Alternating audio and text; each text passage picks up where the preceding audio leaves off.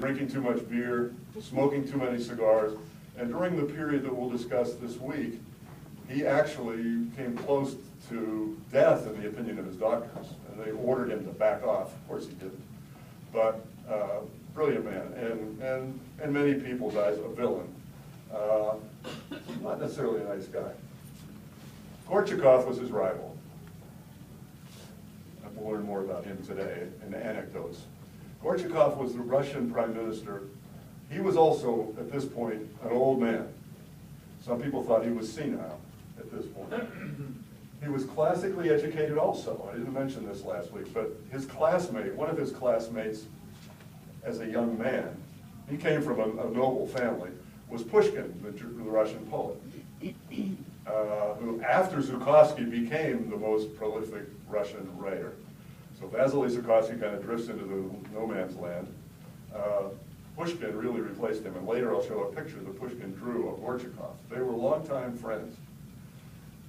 Gorchakov was a very intelligent man, a writer, a thinker. He didn't usually dress like this. Most of the time, he dressed very, well, what we would call bohemian. He was a bohemian kind of a character. His name was Alexander Mikhailovich Gorchakov, and he came from an illustrious Russian family. He was born in 1898, so by this point he was 73, which is encouraging for all of us. He died 1798, I'm sorry, 1798. Yeah, see the typo in my own book. He was born in 1798. Every time I look at this, I find more mistakes, but they're always that tight. But in any case, when he was the prime minister, somebody told him, probably the Tsar, that he should dress more formally. And he said, and here's his quote, this is from his one of the writings about him. He said, "I don't need to dress. I am clever. I do not need sartorial arraignment. I have read Horace in the original." So, that was his characteristic of himself. But that was his opinion. He also was a skirt chaser, like many powerful men, and it became well known by this stage in his life that that was part of what he did when he traveled to all these events with the emperors.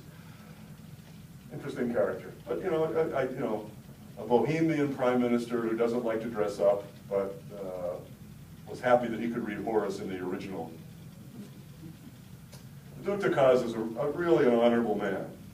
Many people would think of him as dull, because he was an honorable man. There's not much that he did that was ever scandalous, really nothing. During this period, he went back and forth between being Prime Minister of France and Foreign Minister of France. So he goes back and forth. He stayed in power the whole time. Very sharp, very intelligent, very thoughtful, in a thinking way. He did not jump at anything. And if you read the diplomatic correspondence when he was in either position, he's always advising the diplomats to be cautious. Because remember, France was rebuilding, and you did not want to provoke Germany into attacking again. By the same token, you needed to make yourself, my first slide mentioned the words, Bundesfähig, capable of an alliance.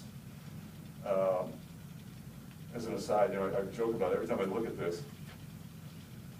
The French, and the Germans, sort of like I always say, Pennsylvania and Ohio. They're side by side, and yet they're so different in culture. The French are the famous line from a song that's been popular for about 30 years in different versions, which is improper French. Voulez-vous coucher avec moi? Would you like to go to bed with me? You wouldn't really say it that way, and it should be vous coucher.